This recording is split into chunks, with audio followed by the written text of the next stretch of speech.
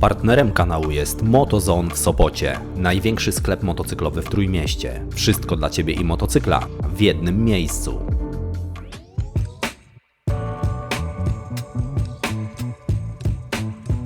Jeden cylinder, niespełna 11 koni mocy i spalanie około 1,5 litra na 100 km.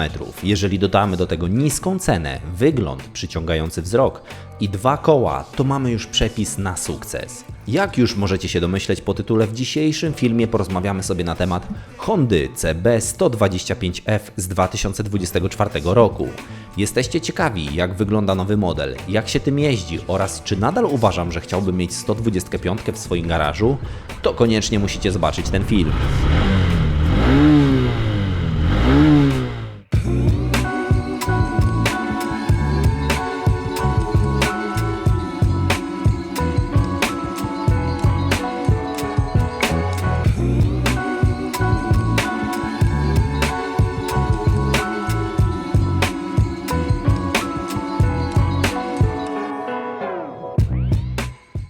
Siemanko, witajcie na kanale Zwyczajny Facet. Motocykle o pojemności 125 cm3 cieszą się coraz większą popularnością na całym świecie. Tylko w 2023 roku liczba zarejestrowanych motocykli w Polsce poniżej 250 cm3 wyniosła ponad 42% wszystkich zarejestrowanych maszyn w tym roku. I wydawać by się mogło, że tak lubiane, supermocne motocykle o pojemności 1000 i więcej centymetrów sześciennych są najbardziej popularne. A jednak nie. Te wszystkie mocne maszyny to zaledwie 16,7% udziału w rynku i powiem Wam, że wcale mnie to nie dziwi. Natomiast wydaje mi się, że Wy możecie być zdziwieni, dlaczego drugi raz na kanale pojawia się ten sam motocykl, bo dla osób, które oglądają ten kanał od jakiegoś czasu, nie jest obce, że nagrałem już film na temat Hondy CBF 125 i po części zmieszałem z CB 125F. Otóż tamten film to były tylko takie suche fakty plus drobne doświadczenia z jazdy, jakie miałem podczas korzystania na nauce jazdy z tego motocykla, ale to było dawno i był to pierwszy model, który wyszedł na rynek. Teraz natomiast, dzięki uprzejmości Honda Pomirski na ulicy Lubczykowej 11 w Gdańsku, miałem możliwość odbycia jazdy próbnej tym oto motocyklem Honda CB125F. Swoją drogą wcześniejsza nazwa, czyli CBF 125, dużo łatwiej przechodziła mi przez gardło. No ale nie przedłużając, poopowiadam Wam teraz co nieco o tym motocyklu. Silnik.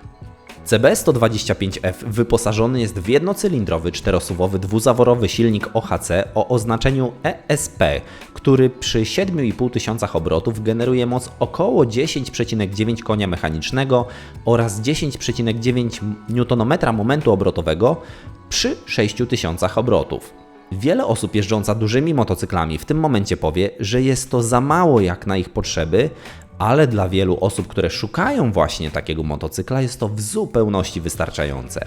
Silnik wyposażony jest w elektroniczny wstrysk paliwa i chłodzony jest powietrzem, jednak bez obaw, nie musicie się martwić o jego przegrzanie. Dodatkowo 5-stopniowa skrzynia biegów, a sprzęgło jest mokre, wielotarczowe. Ale o tym, jak to chodzi, to opowiem Wam później. Spalanie. W 2021 roku silnik został przeprojektowany, co zaowocowało zmniejszeniem wagi o około 11 kg do 117 kg oraz zmniejszeniem zużycia paliwa z 2 do około 1,5 litra. Jeżeli spojrzymy sobie w specyfikację, to widzimy, że widnieje tam bak o pojemności 11 litrów, więc teoretycznie na jednym tankowaniu możemy przejechać nawet 730 km. Prawda jest jednak taka, że na spalaniu nawet 2 litrów dystans na baku to około 500 km, czyli kosmos w porównaniu do większych braci. Ja podczas jazdy z prędkościami 50 km na godzinę miałem chwilowe spalanie na poziomie 1,3 litra, a przy 70 wzrastało do około 1,5.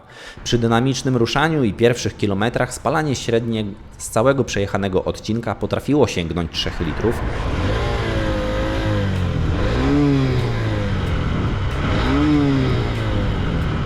Ale jest to tylko przez pierwsze 2-3 km. Po tym dystansie i jeżdżeniu już ze stałą prędkością, nie ciągle zrywanie ze świateł, mamy już średnie spalanie w granicach 2 litrów. Osiągnięcie spalania podawanego przez producenta nie tylko jest wykonalne, ale powiem Wam więcej, nie jest to trudne. I jak ktoś nie ma 2 km do pracy i świateł po drodze co 100 metrów, to spokojnie spalanie będzie oscylowało w granicach 1,5 litra. Waga i wymiary. Jak już wspomniałem, odchudzona w 2021 roku wersja waży zaledwie 117 kg, co przy gamie motocykli od konkurencji jest chyba najlepszym wynikiem, doliczając nawet te 11 litrów paliwa i 1 litr oleju. Jak dobrze pamiętam, Suzuki GSX S125 ma 133 kg masy własnej, czort wie czy to na mokro czy nie, a Yamaha MT-125 ma 142 kg na mokro. Koła, hamulce i zawieszenie. Zarówno koło przednie, jak i koło tylne to 18-calowa konstrukcja z 6-ramiennymi aluminiowymi felgami. Przednia opona jest o szerokości 80 mm, a jeżeli spojrzymy sobie na hamulce, to mamy tutaj pojedynczą tarczę z dwutłoczkowymi zaciskami o wielkości 240 mm, która bardzo sprawnie zatrzymuje ten motocykl. Zawieszenie przednie to widelec teleskopowy 31 mm, natomiast na tylnym kole mamy o szerokości 90 mm. Bez obaw, taka szerokość opony tylnej wystarczy, aby utrzymać koło w ryzach nawet przy bardzo gwałtownym przyspieszaniu. Za hamowanie odpowiada 130 mm hamulec bębnowy, co dla jednych może wydawać się obrazom majestatu. Jednak weźcie pod uwagę cenę, za jaką kupujecie ten motocykl. To powinno wiele tłumaczyć. Zawieszenie tylne to podwójne konwencjonalne amortyzatory z 5-stopniową regulacją napięcia wstępnego. Ponownie, patrz na cenę zakupu. Nie ma tu amortyzatora centralnego jak w droższych motocyklach. Wygląd w moim mniemaniu trochę na tym cierpi, ale swoje zadanie amortyzatory spełniają bardzo dobrze. Wygląd zewnętrzny. Do wyboru mamy 3 dostępne kolory.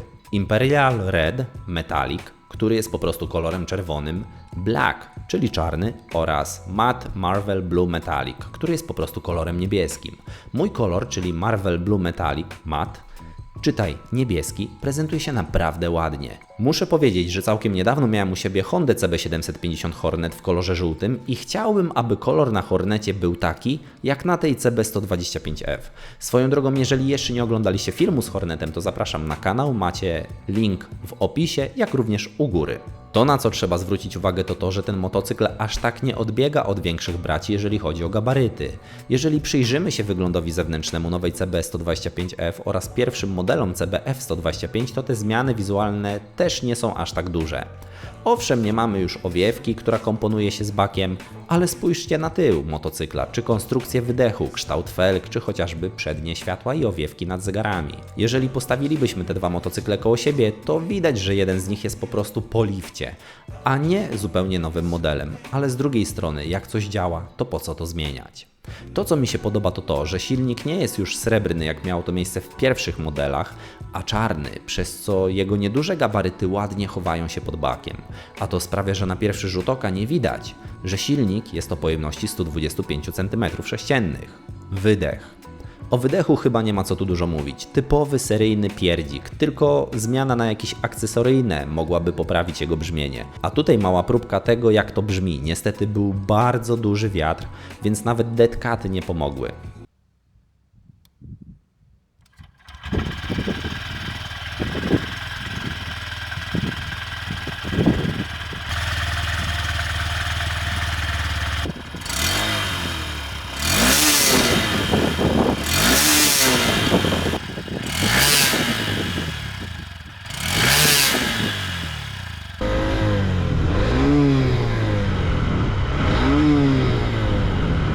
Jak widzicie, do dźwięku seryjnego wydechu Horneta nawet nie ma co porównywać. W sumie to chyba nawet ten stary model, na którym uczyłem się jeździć na prawko, miał lepszy, ale tam też ten wydech był akcesoryjny. Komputer.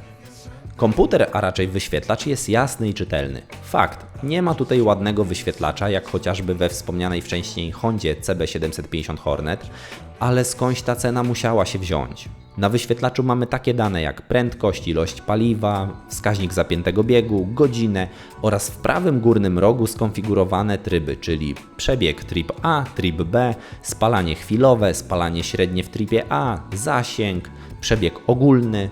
W zasadzie wszystko, co potrzebne, możemy znaleźć na wyświetlaczu. No może oprócz obrotomierza. Światła. Przednie światła są w technologii LEDowej. Niestety z racji tego, że motocykl miałem do jazdy w ciągu dnia, nie miałem jakich sprawdzić jakości świecenia w nocy. Kierunkowskazy są zwykłe, żarówkowe, tak samo jak i tylna lampa. Szczerze powiedziawszy, wcale mi to nie przeszkadza. Powiem więcej, w przypadku usterki oświetlenia dużo łatwiej jest naprawić światła realizowane przez żarówki niż przez LEDy. Wrażenia z jazdy. Na pewno nie powiem Wam, jak jeździło się na jednym kole. W ile motocykl przyspiesza do 200 km na godzinę, ba, nawet myślę, że nie ma co określać przyspieszenia do 100 km na godzinę, bardziej powinniśmy się skupić na przyspieszeniu do prędkości miejskich i ogólne wrażenia z jazdy.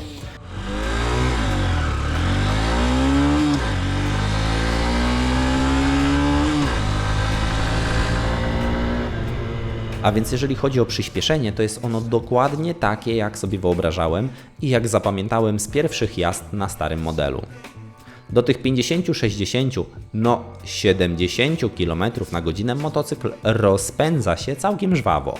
Ale jeżeli chodzi o jazdę powyżej już tych 70 km na godzinę, to tutaj raczej nie możemy mówić o przyspieszaniu, a o nabieraniu prędkości. Niestety, tyle zeszło mi na jazdach miejskich i kręceniu biroli, że nie miałem okazji wyjechania na obwodnicę i przetestowania VMAX-a tego motocykla. Jednak mogę Wam powiedzieć, że na długiej, prostej drodze prędkość 90 km na godzinę nie była jakimś problemem do osiągnięcia. Wydaje mi się, że prędkość 100, no może 105 km na godzinę dałoby się osiągnąć, bo miałem jeszcze trochę zapasu, ale na pewno nie jest to prędkość przelotowa na dłuższe trasy. Motocykl ma bardzo krótką jedynkę, która w zasadzie służy chyba tylko i wyłącznie do ruszenia z miejsca, a następnie trzeba już wbijać dwójkę. Na szczęście zmiany biegów nie sprawiają żadnych problemów, biegi wchodzą bardzo ładnie, nie ma problemu z wyczuciem. Powiem więcej, obroty w tej 125 działają zupełnie inaczej jak w motocyklach o większych pojemnościach, dlatego zauważyłem, że nie ma nawet konieczności redukcji zmiędzy gazem. Wręcz kiedy to robiłem, to motocykl wyszarpywał się do przodu, gdyż obroty spadały dużo wolniej niż w jego większych braciach. Jeżeli chodzi o manewrowanie tym motocyklem, jeżdżenie bardzo powoli, robienie ósemek, zawracanie, to chyba nie ma prostszego motocykla, aby coś takiego robić. I teraz pewnie odezwą się krytycy i powiedzą: ale no co komu te proste manewrowanie? A no właśnie na to, że takie motocykle jak ten często są wybierane jako początek przygody z motocyklami, jako maszyny, na których uczymy się jeździć, dlatego oprócz tych doznań z jazdy, tak ważne jest, aby można było w prosty i łatwy sposób opanować tą maszynę. A jeżeli chodzi o kontrolę podczas jazdy, o przechylanie się na motocyklu, o jego wagę, to jest ona wręcz idealna dla osób, które boją się podejść do motocykla, a bardzo chcą zacząć swoją przygodę. Motocykl jest zwrotny, lekki, że można go wręcz podnieść, dlatego uważam, że dla początkujących jak znalazł. Jeżeli chodzi o komfort jazdy, to nie ma tutaj żadnego telepania silnikiem. Nawet na niskich obrotach, na niskich prędkościach jedzie się bardzo komfortowo. Nic nie szarpie, motocykl prowadzi się jak po sznurku, pomimo tych cienkich opon. Kilkukrotnie złapałem się na tym, że kiedy miałem wjeżdżać w zakręt, to składałem się, jakbym to robił na większej maszynie z mniejszym promieniem skrętu. Tym samym zakręt zakończyłbym w jego połowie, czyli wjechał gdzieś na chodnik, gdyż manewrowanie tą maszyną i jej zwrotność jest naprawdę genialna. To, o czym chciałbym jeszcze wspomnieć, jeżeli chodzi o wrażenia z jazdy, to to, że motocykl ten nie daje kompletnie, ale to kompletnie żadnego podtekstu na temat mocnego odkręcania manetki. Nie ma tutaj tego uczucia, że chcemy odkręcić, ale się boimy.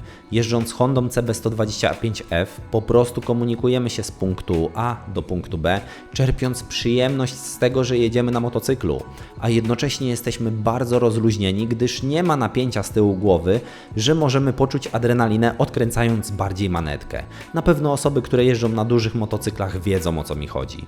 Wiem, że dla osób, które lubią wariować na motocyklu, to nie jest dobra wiadomość, ale wiele osób chce czerpać przyjemność z jazdy, jeżdżąc z przepisowymi prędkościami, jednocześnie delektując się widokami.